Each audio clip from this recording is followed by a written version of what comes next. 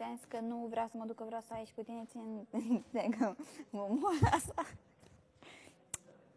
Îmi produce salivă. Dar că... Ce, Doamne, ce te uiți așa? Te ascult. Păi Unde vezi, mă uit încolo? Păi știu că la mine, Nu, dar tu te uiți vorbești cu mine. așa. Dacă ți-am zis că vreau să stau cu tine, stau cu tine. Ce nu ți-e clar? Păi da, dar sufletul vrei să te joci. Sufletul meu vrea să stea aici. Nu mai țipa așa. Păi ce tot atâta? Vrei ceartă? A? Zi. Băi, frate, dacă nu ești de belea să mor eu, las-o aici. Treaba ta, fă-mă să mă enervez. Ce rău ești. De ce? Păi pentru că nu mă lași. Păi cum să te las? Să-ți dau cu lavalier. Dai cu lavaliera în cap? Da. Păi ce e asta? O joacă.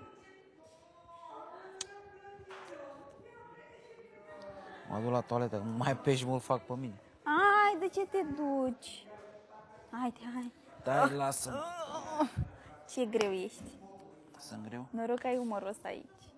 Unde te duci? La toaletă. Bine, mergi și eu.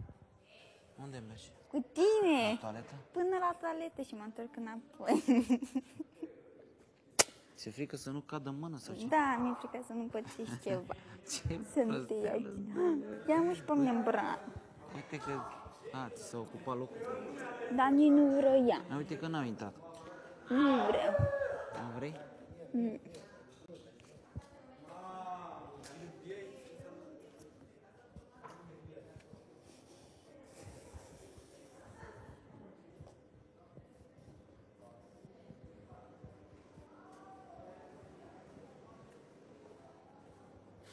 Hai, du-te.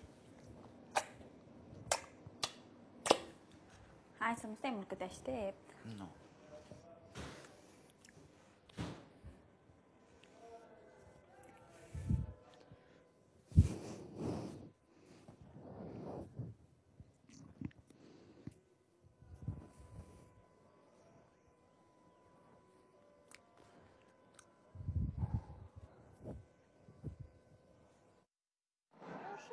Așa se face din așa din